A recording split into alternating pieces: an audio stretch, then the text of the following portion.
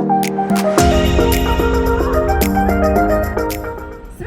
thank you so much for joining me today to talk about one thing that's been really on my mind recently, which is cruise interpreting. It's a really specialized piece of our field, and I feel like a lot of us don't even know what cruise interpreters do, and if they know anything about what cruise interpreters do, they don't know the whole story. So I was lucky enough to work with Samantha for many years now, and we had a nice long talk about what does this big scope of interpreting a cruise look like. So can you give me just kind of like a snapshot version from the moment you get an assignment to like you actually get on board? What are some of like the steps that you would have in your checklist? Well, after you get the cruise, you get the confirmation from the agency. Normally you have to check yourself in, but you have to get the booking number and all of that. Then once you get on ship, I go as quickly as possible to guest services. First off, I let them know that I'm here, I'm the interpreter for the cruise. Typical introductions, can you confirm with me if the guests are on board yet? Okay. I need to know their muster drill location, because 9 times out of 10, it is not the same as us. Sometimes it is, but sometimes it's not. Okay. So, can I get the muster drill location, their dining time, and where they're going to be seated most of the time is helpful. And then just go from there. You have to pick up your ship phones or pagers. Sometimes it's a pager, which is fun, trying to go back in time and trying to remember how a pager works. And we actually have a example of what a ship phone looks like. Or deck phones. Sometimes they call them deck phones. And it just is like a kid's phone. It's got like contacts, phone, apps, recent, and settings. And literally it's just a keypad. You dial in the extension to get to whoever the person it is. So for example, if you needed to talk to the entertainment director to find out information for either a show or a trivia that's going to be happening that your guest wants to attend, you can contact them through this particular deck phone, correct? Correct. And you would get the extension for them, or I should say the production managers or the cruise director or whoever you've given as your point of contact. You get their deck phone number from guest services. Sometimes they're a little weird about giving it to you. You just ask them to contact you, and then after that you have their number. Okay. And does your room number count as your extension? You would just give them your room number, and then that would be how they would contact you through your room. You can do that as well, but if you're out and about, that's why you have the deck phone or the pager. So which has its own phone number on it, which is an extension? Yes. Okay. For that specific phone. Sometimes they give you 2 if you have 2 interpreters, but it kind of just depends on how many they have available. Okay. If you have a pager, you get paged. You have to find a phone. We all remember how that works.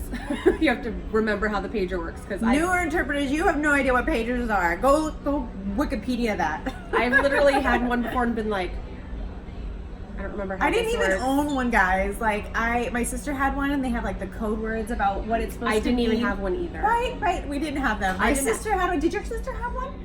No, we both just went straight to phone. To phone. Because my mom was like, I don't understand. I don't want to have to page you and then you find a phone. Like, I want to be able to call you. Yeah, directly. So, yeah. Skip that. It's a struggle. You have to figure out, like, which button do I push? What number is this? I don't know who's paging me. So, yeah, phones are better. And then after you've made that initial contact with guest services, then normally you go straight to production, make the contact with them, get a book of the scripts if it's available. Hopefully, most of the time it is.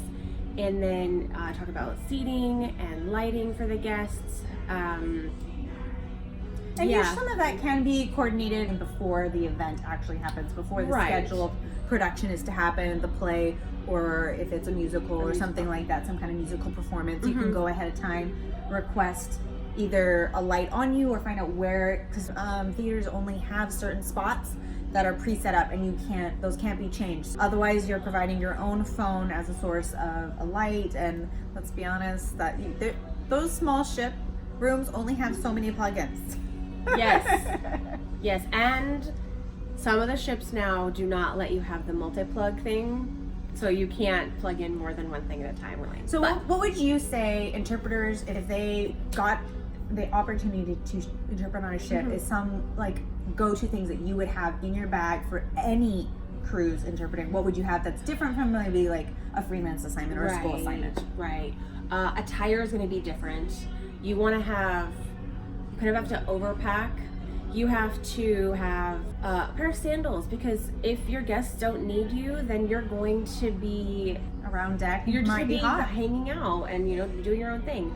So you want a pair of sandals. You want a pair of walking shoes, because if you're going to be going on a long excursion, hills and stuff, you want a pair of walking shoes. Something comfortable. And then you're probably going to want a pair of like nice dress shoes. Don't have to be heels. They can be ballet flats, or for guys, they can be dress shoes, whatever. Lucky guys. Because there's formal night, Right. and so you do need to bring a formal night outfit. And if your cruise is longer, you might have 2 formal nights. So you don't have to. But us girls, you probably want 2 outfits. Yeah, prepare accordingly. Something that you can wear like a diverse array of things with, different sweaters, or maybe a skirt with multiple tops, so then you have a couple different options. Don't wear heels, people. Do not wear heels. You're gonna be that girl. Don't wear heels. If you're gonna wear heels, wear wedges. Yeah, because the ship moves. It like, I went on a cruise for fun, and we had the best time, but we were literally being like this in the middle of the hallways you walk down, and you're just like, oh, I'm your new friend. Oh my gosh. It happens. Meeting lots of fun new people. Yeah, it happens. So I don't recommend heels. That's why I said ballet flats for girls.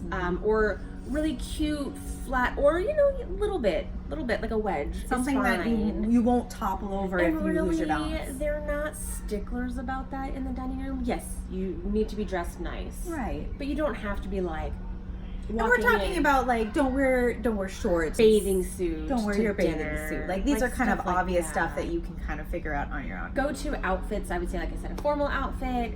You also have to. Most dinners are casual, besides the formal night. But if you want to dress up, or what I tend to do is I wear something to dinner that then I can wear to the show. That is maybe a little bit nicer than what I was wearing all day. Right. And then during the day, you want something that is comfortable, breathable, and that you can interpret in. And then I always bring like 1 or 2, maybe 3, depending on how long the cruise is. Things that are just play clothes is what I call them, especially during sea days. They just want to hang out by the pool. So you don't want to be wearing your, polo interpreter outfit and be like, okay, I'm ready. You can totally do that if you don't want to overpack, but I like to have options so that way I can be most comfortable. Always bring a bathing suit or something you can do water excursions in. Water shoes are a great thing to invest in. They're not that expensive. You can get some at Walmart for like $5. I just bought some. And the other thing too is you don't know what your excursions are going to be until you're on the boat, because the clients may not even sign up for an excursion until they get there. Until the night before. Yeah, or the night before, and then you wouldn't have known. But if you have some of those like go-to things, if you know a pair of water shoes, some kind of swimsuit that's modest, Sunblock. Lots for of all skin types. Don't think any of you Lots are of skin excluded. block. All of us need sunblock. Lots Skin of cancer it. is real. Yes. My freckles prove it. Yes. And then as far as dealing with, great segue, since we're talking about excursions, I meet the guests at muster, which is the emergency drill.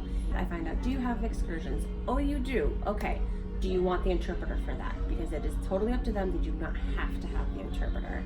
If they do, then go to Port Adventures, shore excursions. There's different names for the same thing. You go to that desk, you tell them, these are my guests, they would like the interpreter for that. Can you work on getting an interpreter pass? Sometimes it takes a day or so for them to get it, but they do work on them. But I love that you have like some go-to things. Yeah. One other thing that I know that has come up is having your own personal lanyard, and it does not have to be like a specific brand, but preferably like a solid color, and then you can have your cruise ship. You can have, if it's not already provided, you can have them hole punch a hole and you can have it connected. You'll always have it with you. You can also have one of those like ID cards that are the plastic ones that you can put that in, as well as any other IDs or credit cards that you would want when you're offshore. If you're on the boat, you don't really need to have your ID because that's going to have everything on it. Yeah. And if you don't have one, they sell them on ship, of course. Everything's on ship. It's just for a price, right? Yeah. Everything costs. Now, what would you say is one of either your most memorable or funny or something that really stood out excursion experience that you've had? Good or bad? Well, ziplining in Jamaica. You interpret, okay, this is the safety impression. Okay, hold on, he's gonna push me off right now, and then I'll see you at the bottom, okay, and then you go, and you're like, oh wow, okay. So like, oh my gosh, this is my life right now. Okay, I'm back to business. Right, exactly. I've also gone whitewater tubing. Oh, fun. In Jamaica also. That one was memorable. Apparently, we need to go to Jamaica. What was memorable about that one, it was the fact that I was backwards in my tube, interpreting. We were going that way. We were all tied together, but I was going that way. interpreting to my guests. And this is forward. This and is you're forward. going backward. No idea where I was going. No idea. Ooh, extra fun for her. Yeah. You yeah. can't pay for that. No. And then the guests were like, duck. And I was like, what? And they're like, duck. And I'm like, I matrixed myself flat against that tube because there was a branch that just went like this over my face and there were spiders all over it. And I cannot tell you the level of fear that I have of spiders. So, Near miss. I'm very thankful they told me to duck because I would have been like, huh, in my head. And I would have had spiders all over me. So, Oh my gosh. I appreciated that. But so one of those, yeah, I've done lots of things in Jamaica actually. Like I've done bobsledding. Jamaican bobsled, who knows what I'm talking about? It's not down an ice tube. It's like a thing, but I've done it. Yeah, Jamaican bobsled. Yeah, I've been. What's it? Feel the rhythm, feel the rhyme. Give Yeah. it up, it's bobsled time. They literally, you're in by yourself and you're just a little thing and it's on That's tracks, but it's cute. So you've gotten opportunities to visit a lot of different places. What's some of the cool places you've gotten to go? I've gotten to go to Spain, Italy, some great places in Europe, Hawaii. Going through the Panama Canal was pretty cool too. Oh, I didn't know you went through the Panama Canal. Yeah, I was one of Panama Canal. the I never get to use it. Yeah, I was one of the last ships that got to go through the old lock system, and now there's all the new lock system. So it's pretty cool. That's really cool. Yeah. Do they dock over and then you get to tour any of that? Some cruises, they stop in Panama because there is an actual country, Panama. Right. I didn't know that. 'Cause Things you learn when you travel, right? right? I'm bad at geography. Yeah, you can stop over in Panama. Some cruises do that. Ours didn't. And then I think you get to do like a day or part of a day in Panama and do some excursions. Unfortunately, my cruise didn't do that. We just went through the lock system. But it's pretty cool because if you know anything about the locks, you go into the one channel, it fills up with water, and you kind of do steps. I believe, if I'm correct, you do steps up, and you go through, and then you do steps down, and then you're on the, from the Atlantic to the Pacific because they're not the same level. And so that's why they have the system, because you got to go from here to here or vice versa. But yeah. Wow. Okay, so out of all of the experiences and all the places you've gone, is there any particular memory of either working with a guest or just something you've gotten to experience being a cruise interpreter that just really hits home, or just like, wow, that I will never forget that this happened? One would be the first cruise I ever did. It was with a specific client, and they needed tactile interpreting. And at the end of the cruise, their spouse shared with us that the tactile needing guest normally didn't enjoy cruises because the interpreters were just, they don't need to know. Oh, I'm only giving them the information that's actually said as opposed to visual information that other people are being able to see. And we were coached by a CDI before we went, and so we gave all the information, this is what's on stage, this is what's going on right now, this is who's dancing, everything. I mean, it was exhausting for a week, but they had such a great time, and I'm like, okay, well, that's why I do what I do, because they enjoyed it. They said it was the best cruise they've ever been on. Aww. And they've gone on a cruise like all the time, so for them to say that, I was like, the other one is in Italy. I got to tour the Colosseum. I mean, how can that not be on my top? I don't know. It's got to be on the list, right? Yeah, I've seen the Colosseum. I've been in the Vatican. I've seen the Sistine Chapel. I mean, Italy. Go. Life goals, guys. Go Life goals. to Italy. However you can. Get there. Do it. Most cruise lines, not all, most cruise lines, the cruise has to touch American soil for them to provide an interpreter because they have to follow ADA. Correct. So that particular cruise was like a transatlantic. It started in Florida and then did all of the European thing. It didn't end in Florida, but it started, so therefore they could provide interpreters. So in some cruises that provide interpreters, like maybe they start in Australia, but they end in Hawaii. So they're going to provide interpreters. Right. So just European themselves, some cruise lines will go ahead and give interpreters, but some won't. We just have to, So what countries or locations are on your bucket list? Oh my gosh, Australia, haven't been there. New Zealand. I think we could check both of those together. Yes. Anywhere in Asia. I still haven't been to Scotland or Wales or anything like that, so a British Isles cruise would be great. More stamps in that passport? More stamps in well, you don't get stamps when you're on a cruise. People don't realize that. Even if you're going for fun, you don't get a stamp in your passport unless you stay the night. Yeah, we got stamps because the cruise was changing over. Like it was a 14-day and a 14-day, and it was changing over, and so customs was there, and I did get a stamp from there. But that's not normal. This was a very long, and it was a transatlantic cruise. One little thing I have found. This is a little hidden secret. They probably not always the safest thing to do to carry around your passport everywhere, but I make sure that I know where it is. But you carry around your passport, and some places at the port will have a customs agent, and if you go up to them really nice and you bat your eyes and you ask them if they have a souvenir stamp, they'll stamp your passport.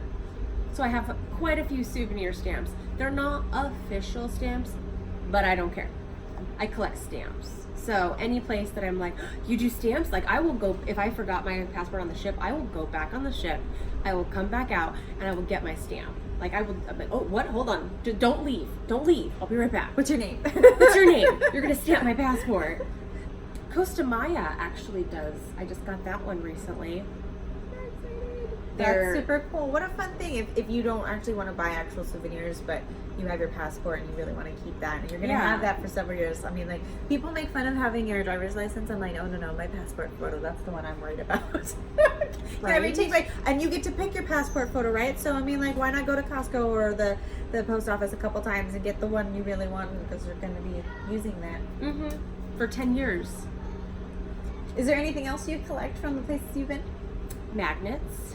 My fridge is probably going to fall over one day because there's so many on there. But yeah, no, the front's covered because I've been so many places. Have you ever had your assigned clients not show for your assigned cruise? I have not. I have heard this has happened to other people before, and depends on which agency you work for, and what their policy is. But if you obviously follow the policy, follow the policy. That's our ID, right? Follow the workplace standards, code of conduct. Yes, so depending on the agency, because there are a few out there, so follow that. But I think the agency that I was working for is, if we knew about it, like knew that they had canceled or they weren't coming, before the ship set sail, we were to get off. Right. But obviously, sometimes you don't know until the ship leaves, and then you're like, oh, well, now I'm taking a cruise. So it just depends. I have never had that happen to me. But I have had guests that are like, I don't know who requested you. Like yes, I'm deaf, but I don't identify as deaf. I'm hard of hearing. I don't know sign language, so I don't need you. Or, oh, my kids are deaf, but they're going to be hanging out in the kids club the whole time and they don't need you. Or, so things like that. So I've been on cruises before where I'm like, okay, well, I won't be doing much this cruise.